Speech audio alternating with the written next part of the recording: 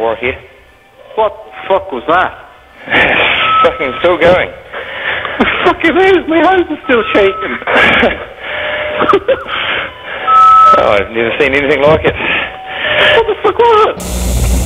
Good evening and welcome to this special edition of 10 News. And the quake tragedy that's devastated the New Zealand city of Christchurch.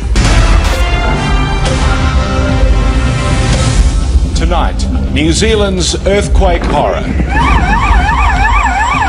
Christchurch in ruins as the ground crumbles beneath the city.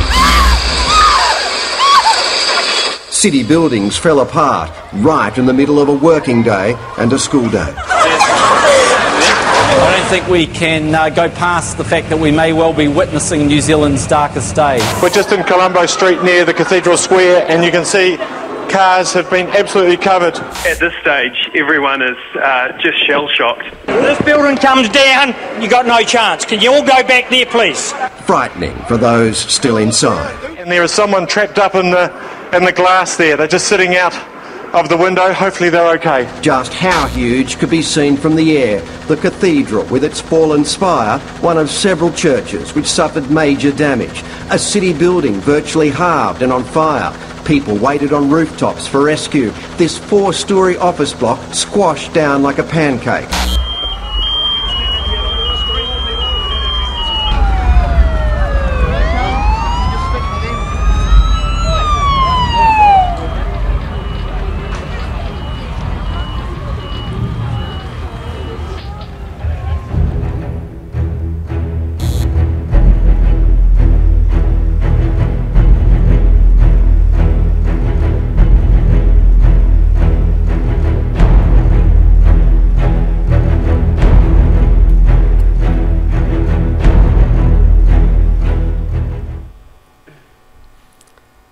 Good afternoon.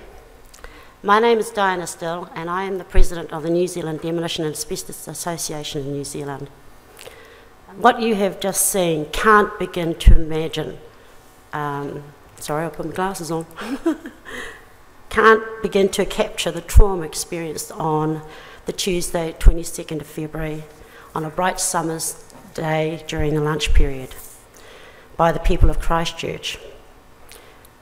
We were in Wellington that day when we saw the devastation that occurred in Christchurch via CNN and national media coverage. Unfortunately, when the earthquake struck, it immediately knocked out a lot of the communications within the city, in and out. So we actually knew more of what was going on in Christchurch than the people themselves. The images of collapsed buildings, distressed people, chaos and total disbelief. For those tens of thousands of people emerging from the CBD, the stories have common threads. Clouds of dust rising up from the buildings, collapsed buildings, the terrible putrid smell of broken sewer, every siren in the planet going off, the rubble, the death and destruction, the pain being suddenly thrown around like rag dolls. The very first minutes were absolute chaos. Initial thoughts were, for their own personal safety, is the building safe? Were my family and loved ones safe? A city had been brought to its knees. In those very first hours, the people of Christchurch were totally dependent upon each other and how fellow citizens would react. Search and rescue?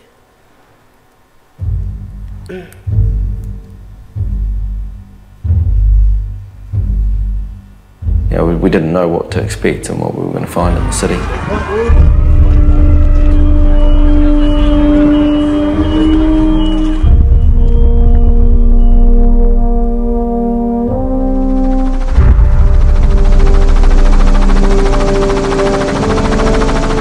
I guess the best way to honestly describe the first minutes, even the first hours to some degree, it's chaos.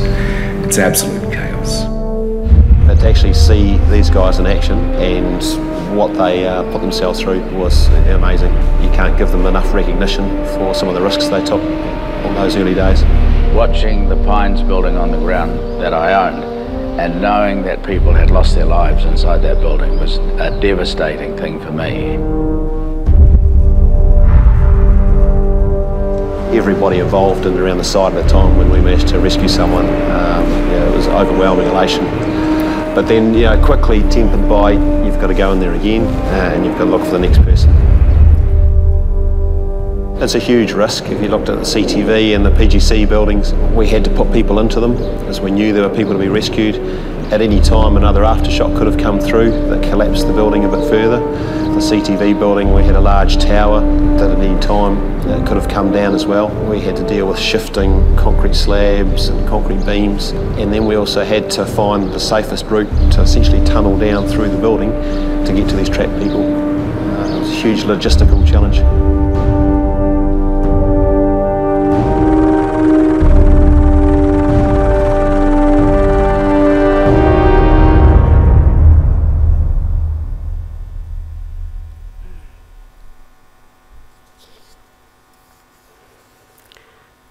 Immediately after the earthquake struck, it quickly moved from a local disaster to national disaster status, and civil defence took control. Local contractors that were available at the time began where they could with limited resources and expertise and in machinery. When myself, my team and my family arrived in Christchurch, the very first thing that we all saw, was the absolute chaos. Evident that they really did need help from expertise, as limited as it was at that time. Contribution in the very early days was necessary. Unfortunately, the geographical position of New Zealand made it very difficult for those experts to arrive, and without huge cost to themselves. Coordination with urban search and rescue efforts was necessary. There was a huge difficulty of getting the right equipment and resources in order to respond in the right manner. The need to demolish some buildings completely in order to complete a full search for victims. The need to provide timely demolition resources to assist urban search and rescue, and the need to improve the level of demolition expertise to prevent unnecessary wholesale destruction of buildings. What we were able to provide at that time, the association, and we were the only ones there available at that time, was to at least try to help with the logistics of getting the right resources to the search and rescue teams in time. We only had a matter of days before those victims would expire, so we didn't have a lot of time. It was all about carting the cart before the horse. My team and I, and my family, got to work very straight away in contacting other contractors and members. It was all about trying to get the right people there, and was not about were you an associate member or not. It was about getting the right people there, and as many as we could. My next step was to try and liaise with the Urban Search and Rescue Command post to advise them that we were there to help.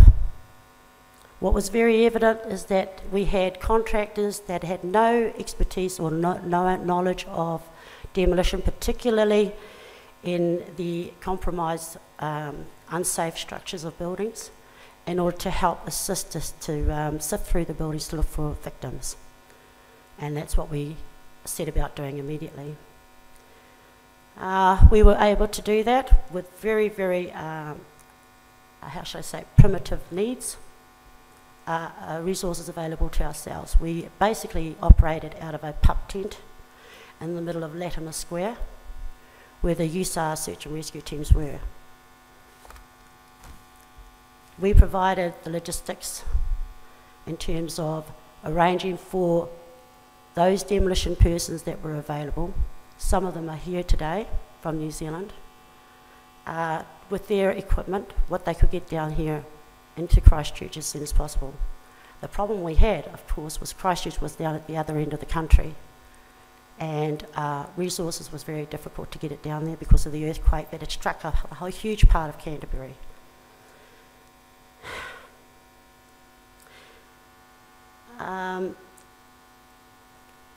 In some ways, there was an elation of being able to take part in helping to rescue the people, but it was also a very traumatic experience for everybody. And there was no person that operated within that environment that didn't escape that. The magnitude of the task became more evident the further the search and rescue got into the buildings. Volunteers initially asked to stay for 4 days ended up staying for 2 weeks and more. The emotional strain was huge, and there were sights that no one had ever seen before and are unlikely to see again. The devastation, please.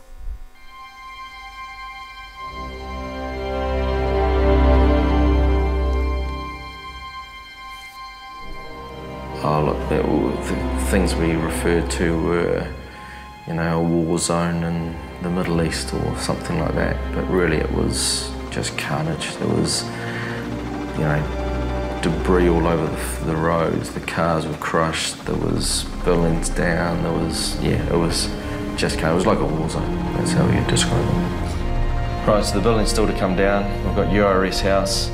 We've got the buildings which are in the convention centre site, which incorporates Craig Investments Victoria Park. It's been devastating here, and I don't think people internationally have any appreciation to how much damage has been done to the city, in its heart and the surrounding residential environments. The final decision that's still to be made, but... We've done 1,200 demolitions, and that's between civil defence and SERA. Relating to the CBD, probably around 900, 800 of them are CBD demolitions. Place sign that you see here. And the distance we've got Holiday Inn. We're hoping to have that on the ground by Christmas, and then in the very distance in between the two mobile trains here, we've got the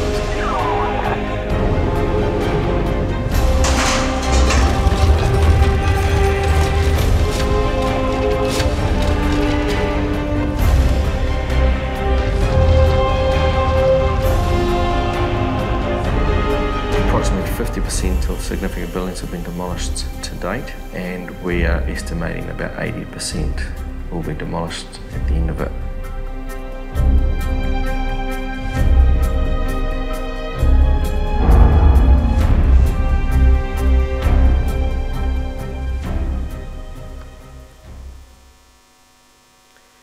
The scale of devastation is unprecedented. 80% of significant buildings will eventually come down. 20% that are left will be mainly 5 to 6 story high buildings. There were originally 1,600 buildings in the CBD. The PGC building and the CTV building collapsed like a deck of cards. That's where most of our human tragedies occurred, in those two buildings. Most of the scene when we arrived, and during the following 3 or 4 weeks, even months, the damage appeared to be external, mainly affecting heritage buildings and some not so well kept buildings, it appeared.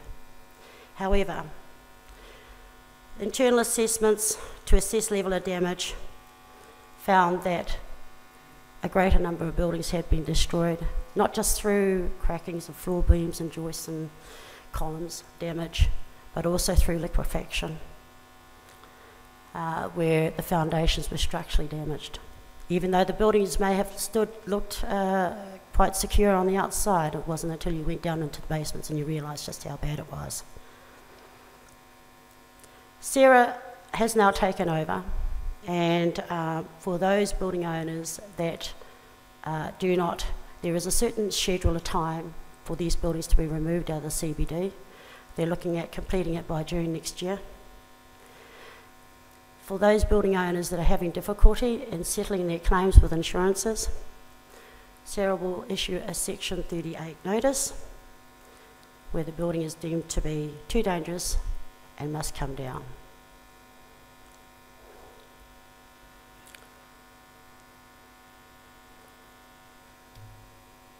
In some cases, buildings that have had limited demolition started on have been revealed to have been structurally damaged beyond repair. Wellington, our capital city in New Zealand, was considered to be the earthquake risk, and no one ever thought that it would ever be somewhere in Christchurch. Thank you. Industry challenges?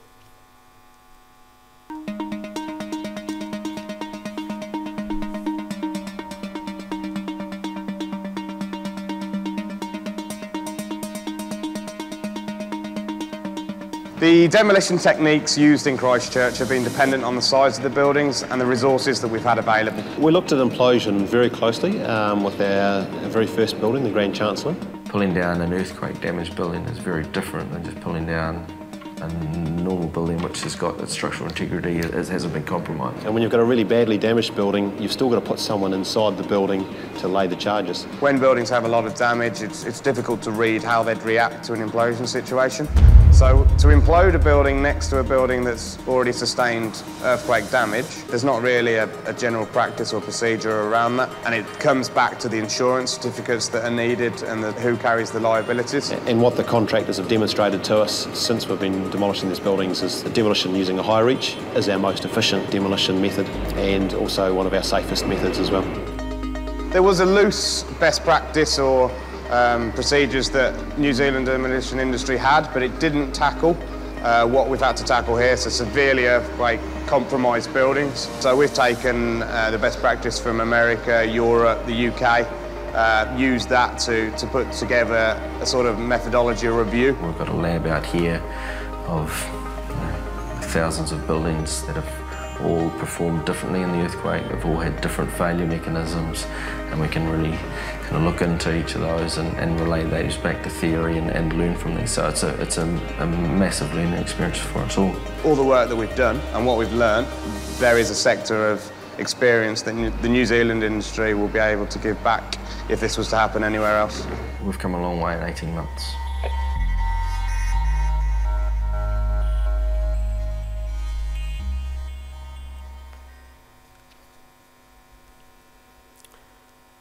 Key learnings and challenges. New Zealand has learnt a lot in the last 18 months.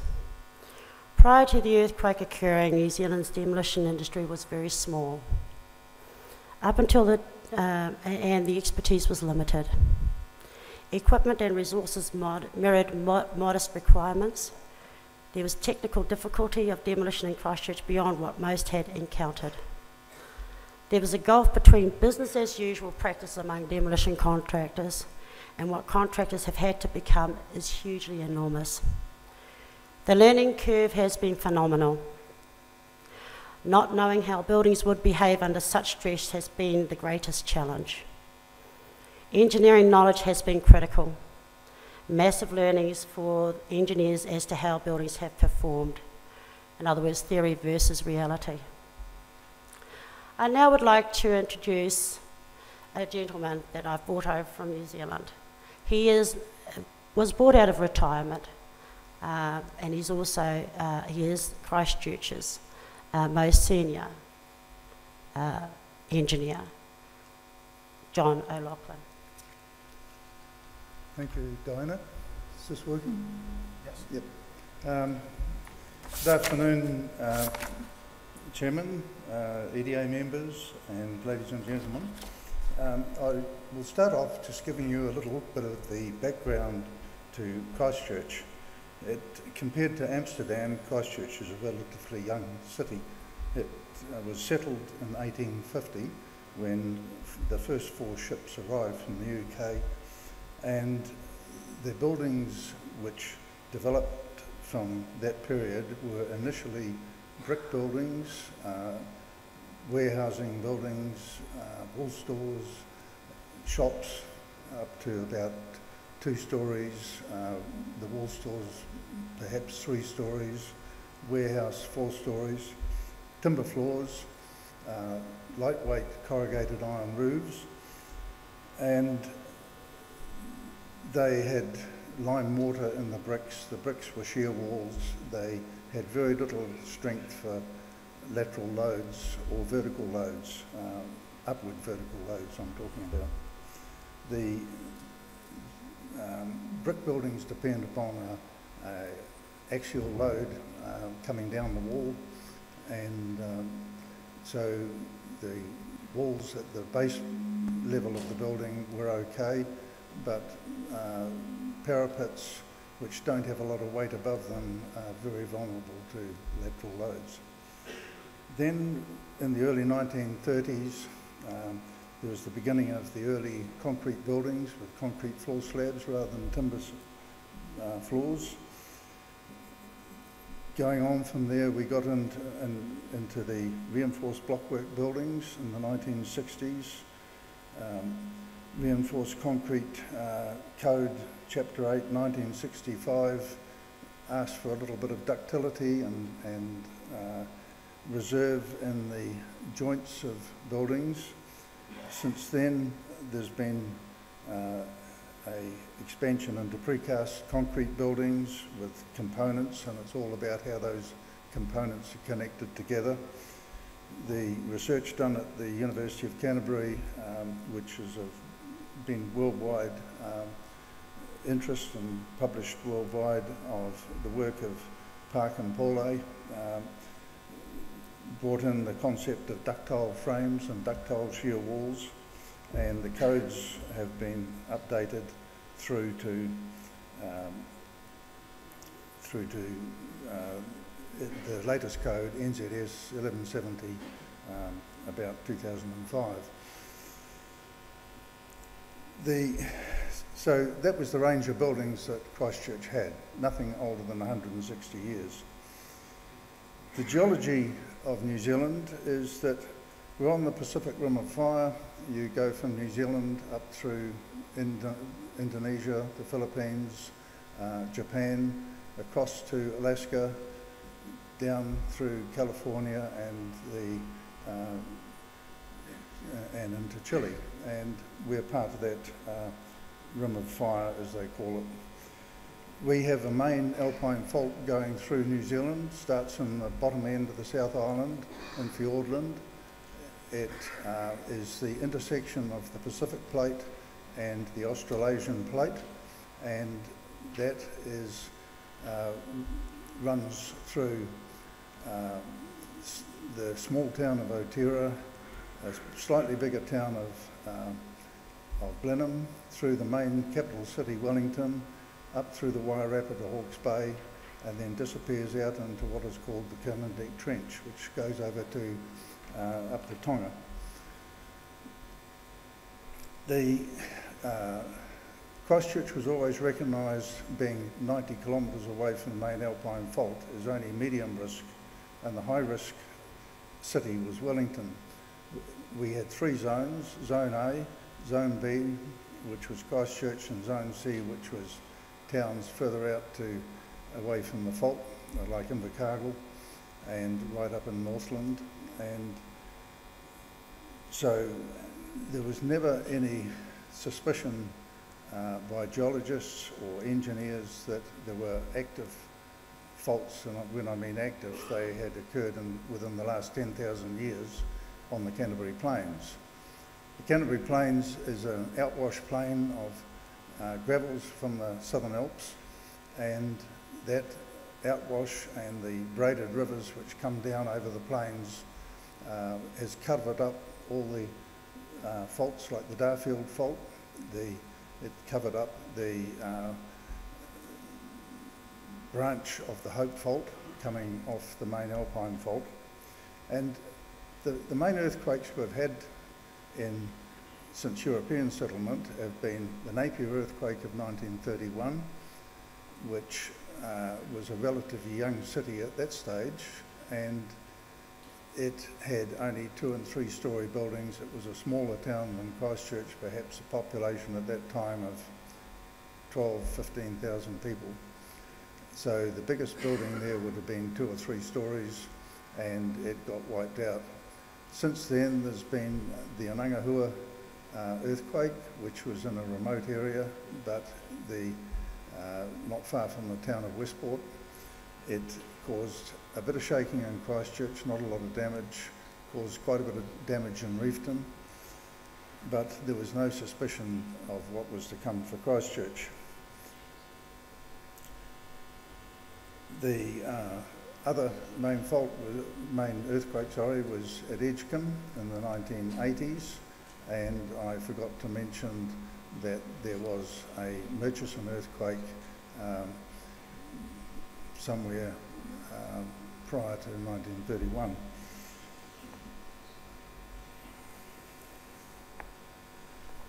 What we had prior to the 22nd of February 2011, there was a 7.2 earthquake which was 30 kilometres from Christchurch. That was the Darfield quake, magnitude 7.2 on the Richter scale. It didn't do a lot of damage in Christchurch, it certainly softened buildings up, but then we started into a sequence of aftershocks which went on in intensity, so that from the 4th of September 2010 to Boxing Day 2010, where we got quite a sharp earthquake in the CBD. That was a magnitude about 6.2, but quite a deep earthquake. And then through to February 2011, we had a earthquake virtually under the CBD. The biggest feature of it was a vertical acceleration just hit underneath the city like that, and when I first went in that afternoon to town, I saw cars upside down, and you wonder how the heck do cars get upside down. But a car sitting on the curve of the side of the road, sitting there, and it gets hit from underneath, it just goes up and over onto its back. The vertical accelerations were in excess of 1G. So if you were standing in a particular place in town, you lost weight, you went up in the air, and that's what happened to these cars. That meant that brick buildings had no show. The lateral, and the code that had never really recognised such vertical accelerations. That was 6 times in excess of any vertical acceleration you put in the design of a building. The lateral loads, that's the horizontal loads, were up to 0.8 times G. The code was to design to about 0.2 G. So that's 4 times the code loading at that time was applied to the sides of buildings, and brick shear wall buildings didn't survive. Any adornments, parapets came down, and there was 2 dramatic collapses within town, which accounted for about 80% of the deaths. That was the CTV building and the Pine Gould Corporation building.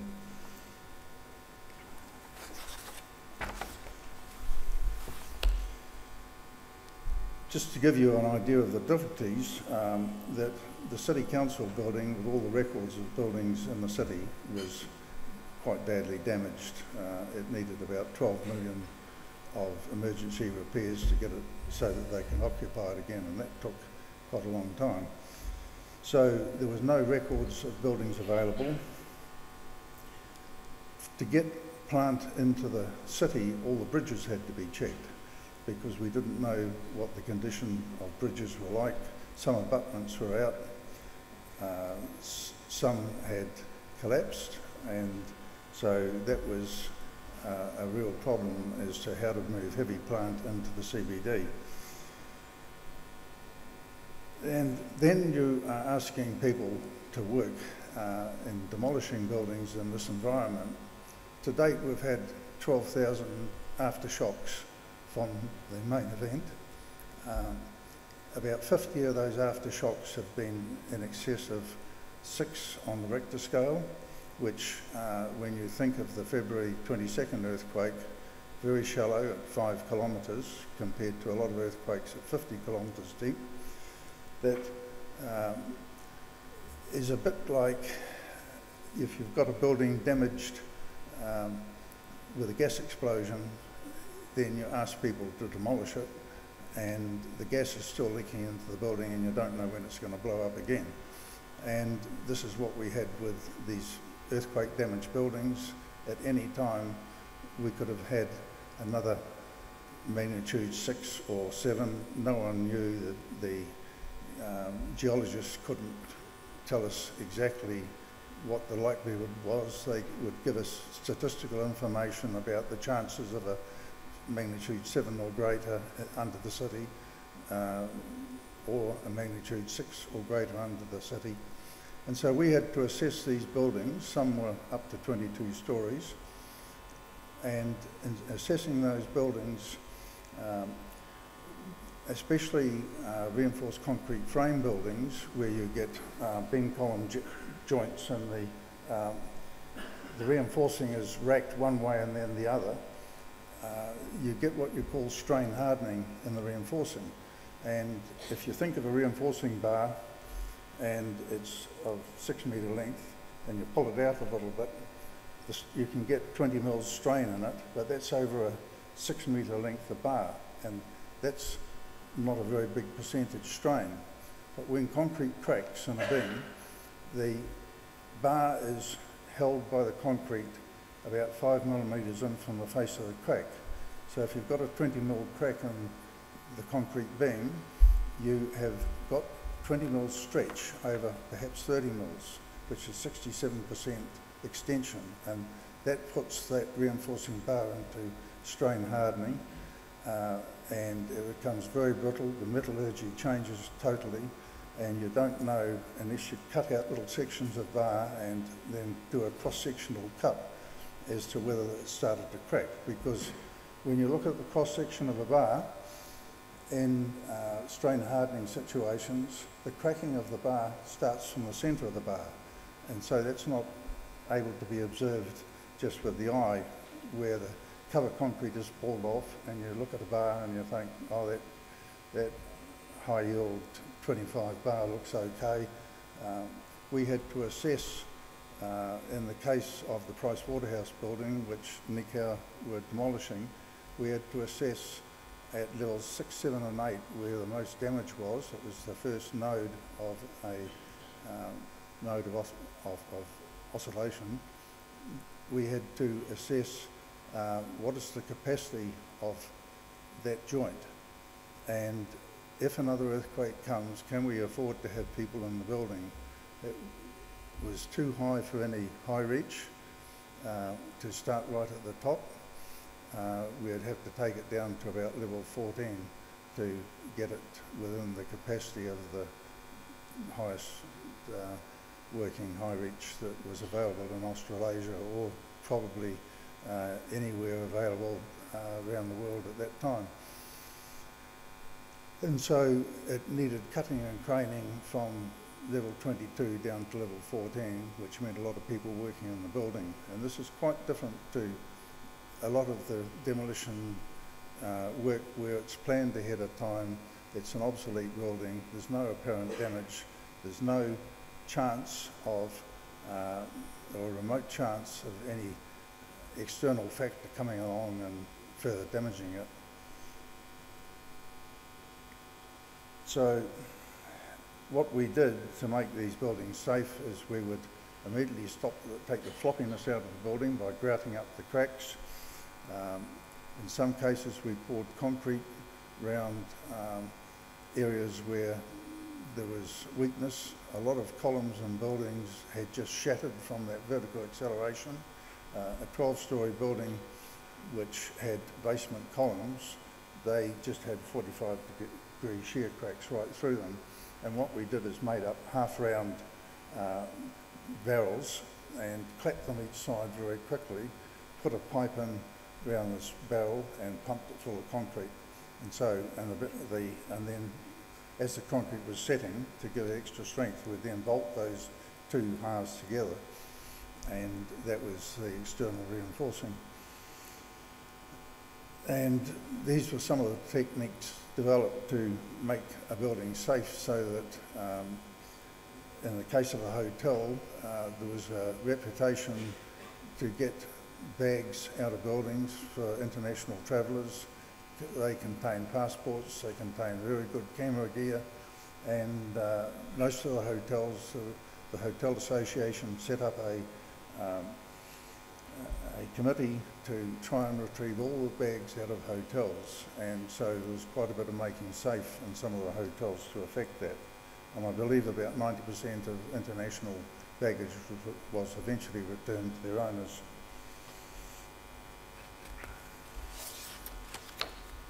So what have we learnt out of all this? Well, the first thing that happened after the earthquake in terms of codes is that the code for Canterbury was raised by about 36%.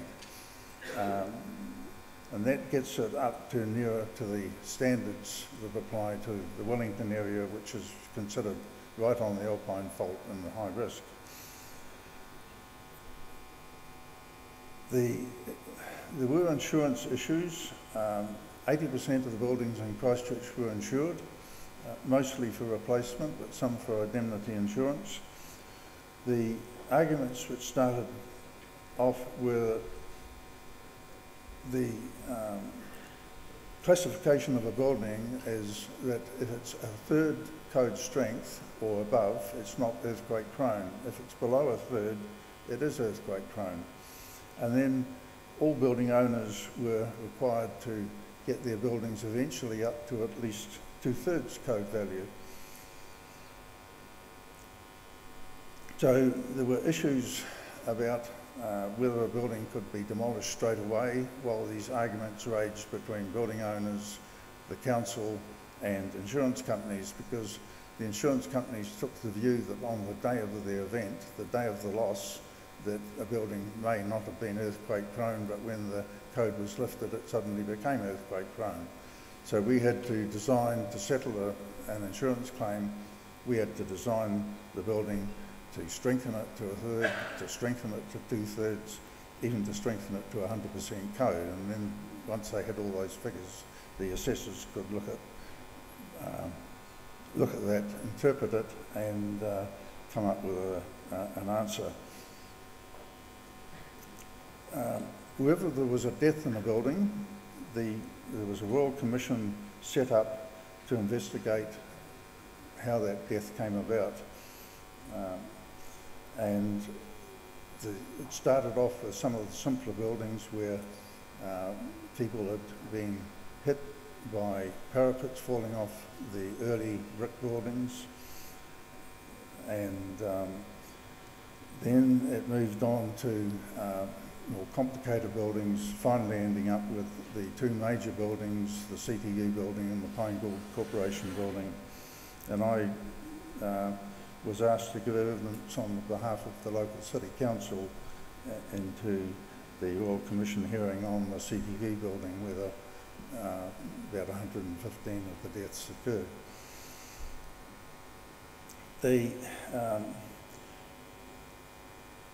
What's likely to come out of that? That I think there will be recommendations. They haven't been published yet. They'll be published next month. But it's the lessons which seem to have been learnt is that brick buildings, you can strengthen a brick building, but you've got to look at the parts of a building. So it's very well to look at the building in its entirety and say, right, we'll put structural steel lateral frames inside this brick building and it won't collapse. And we did that on a particular building, spent probably as much on it as it would have cost to build a new building, and yet some parapets, some parts of that building fell off, and an English cook who hadn't been well versed in the practices of drop, cover and hold, which is you drop under a desk, cover your head and hold there till the shaking stops. This fellow ran right through the building and out the door just as the parapet was coming down, and he became deceased. So parts of a building, of the older buildings, are quite important. There'll be better scrutiny of building documents when they're put in for tender and for a building consent.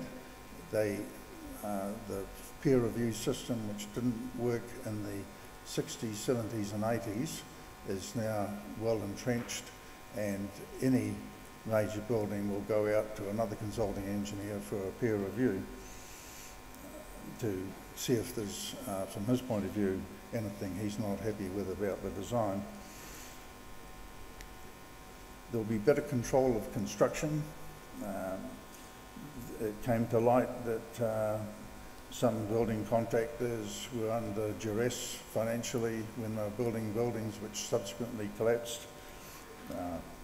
The organisation of builders and their practices, they have to now become a certified builder to practice, and there's various grades of that. So if you're building high-rise buildings, you have to have a higher level of certification than if you're building an alteration to a domestic single-storey dwelling. And in precast concrete, which there's been a huge swing from in situ construction to precast concrete, the assembly of precast concrete units and the connections is going to be very closely looked at, because that's where the failures occurred in lots of the more modern precast buildings.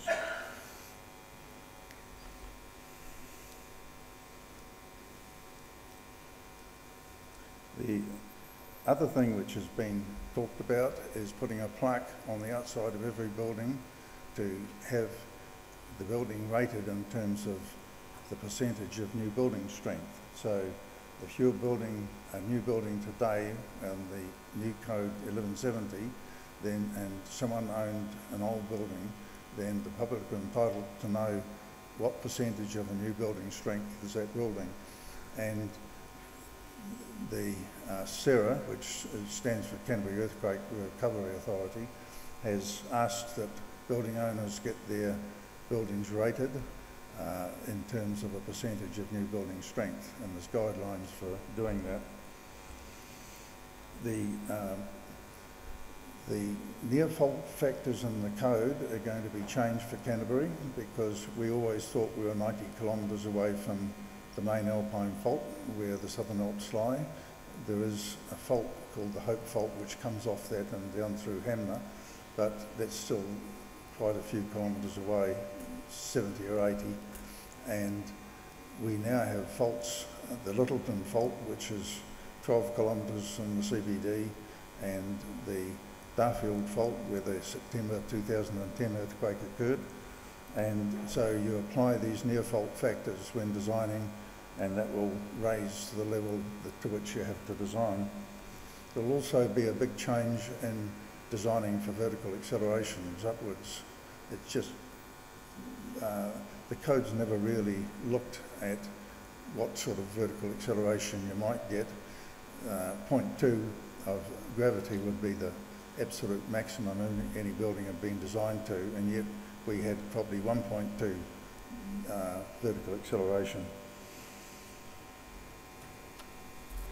So I think that's my little bit, Diana, and I'll hand it back to you. Thank you. Thank you very much, John.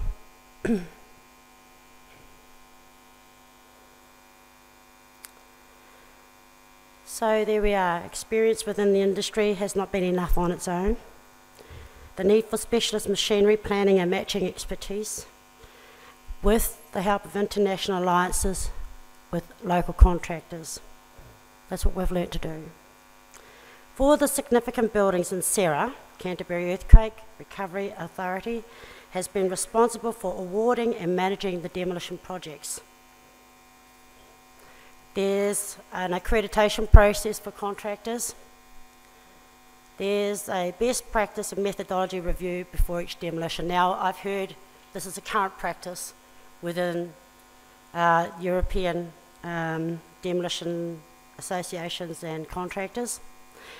New Zealand has now picked up with Stil and are following those role models. Techniques dependent on size of building and resources available. The examples of obstacles faced by the contractor is something else that we've learnt. So I'm speaking on behalf of the contractors, working with them and understanding the difficulties they've had to traverse through. One of the main things in terms of the accreditation that CERA had imposed, and it's one of those things when you're in an authority, a lot of things is very, in fact, one of our previous speakers spoke about it, about having to dot the I's and cross the T's for those persons who really do not have any experience in the demolition field at all. So one of the things that they imposed on the contractor was, in order for them to work on significant buildings in excess of 10 stories, was to work under a head contractor arrangement. And this applied also to those other demolition experts that came from overseas. They also had to work under a head contractor project management team. Those head contractors were actually made up of our leading construction companies in Canterbury. There were 4 significant players at the time, and those construction project management teams were basically the head contractor. So there was a lot of difficulty in terms of what I did say before, theory versus reality. Now, to all my fellow peers out there, you really do need the day-to-day practical experience to understand what demolition is all about. So those were the difficulties that the contractors were faced with. But what it has done, it has taught New Zealand contractors the very necessary process of accountability and design and programming and scheduling, and all those paper trails that most demolition contractors in New Zealand used to abhor. What it has done, it's lifted our game up. We certainly are a great asset for any future work. Pray God it never happens to New Zealand again, but out there in the world. Another one of the issues that were faced by demolition contractors is environmental. Whole-scale demolition and destruction brought forth contamination of the environment, biological, asbestos, and other hazardous substances. Again, Canterbury was not equipped for that. So there's been huge learning curves in terms of trying to educate the powers that be on the importance of recycling, on the importance of site remediation. That's a long-term process. There are literally millions and millions of tonnes of debris yet to be sorted in the city. Sarah has taken it on board to working with the contractors, to working with the environmental consultants around the world. And eventually those processes will be put in place. The New Zealand demolition contracting industry has had to grow and mature very quickly over the last 18 months, being more professional, highly skilled. We will leave a legacy post-Christchurch that can be of immense value to the world. Road to recovery, please.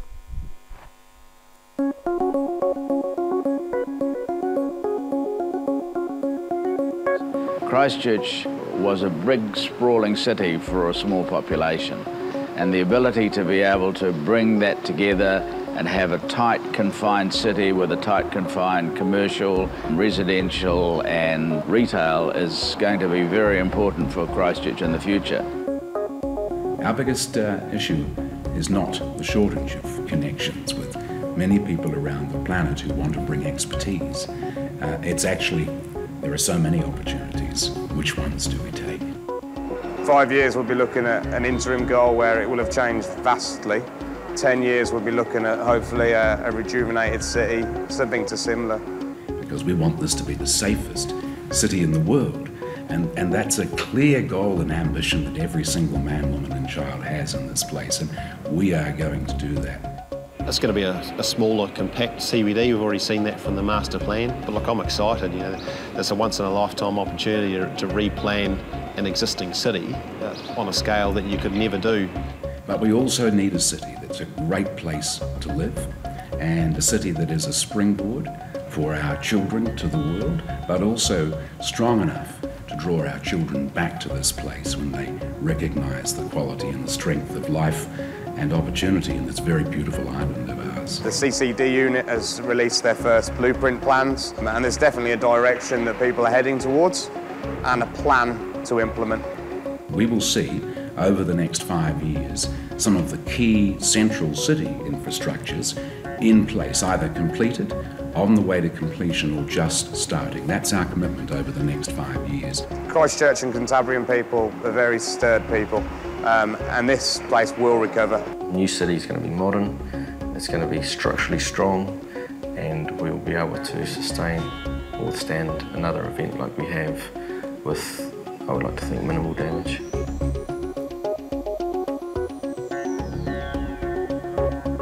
We have to recognise the scale of what we've been up against here is unprecedented. While the rest of the world struggles to grow its economy, in Christchurch we're looking at a 10 to 12% GDP in the whole province for probably the next 5 through to 10 years.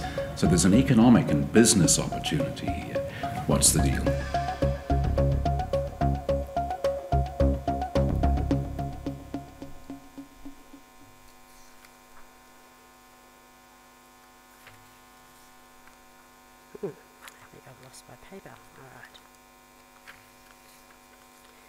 The road ahead is long and complex. Demolition in the CBD won't be finished until mid-2030, and that's a targeted date. So we're looking at around about June 2030, and that's for the bulk of the significant buildings. There's approximately 400 more buildings to come down. Then, on the other side, we talked about, well, so far I've just concentrated on the central business district. Christchurch was also devastated outside in the residential areas. These residential demolitions will continue until well into 2014. That is also a target.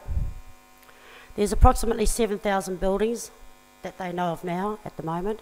And these are from your basic standard Kiwi home, is about 3-bedroom, approximately 400 or 500 square. Is that right? 400 or 500 square? Sorry? Yeah, 200. Okay, cool. Right up to your very, very posh places that are normally built on the waterfront area or up in the hills. Those are the most devastated. The only problem is that Christchurch was probably the most among the most highest insured regions in the world, 80%. So therefore, insurance results remain phenomenal and problematic. Those are the issues, and that's the reason why it's been so difficult in terms of trying to clear the CBD in the first instance. I remember speaking to one contractor that came over and helped with Christchurch from United States, and what he very clearly noted was that he thought that with the devastation, the demolition work would be done in blocks. So therefore you'd have 3 or 4 buildings being done at one time, and so, you know, just straight in machine demolish or whatever. That has never been the case in Christchurch, because you have one building that needs to come down. The building right next door, only a couple of metres away, is having issues with insurance. That building also has to come down, but it's not going to come down now. But if you demolish, if you damage it, you're up for it. So there's been all those issues that have been faced by contractors, and Sarah's been trying to manage that. So it hasn't been straight wholesale demolition to clear. It's been a very difficult road, where you have one building here to be done, then the next building over there. In between, buildings are supposed to be okay, end up not being okay, so you have to go back and you have to, so it's been kind of like that. Central government is now imposing compulsory acquisition of land within the CBD frame, i.e. if you don't get your buildings sorted, we will. Seismic activity continues. Thus far there's been about approximately 12,000 aftershocks to date, and they are still continuing. So that means then that the buildings that perhaps John O'Loughlin and his team of engineers may have gone in and checked it and said, well, there's minor damage here, but it's repairable. You have a certain seismic activity and that building becomes more structurally unsound.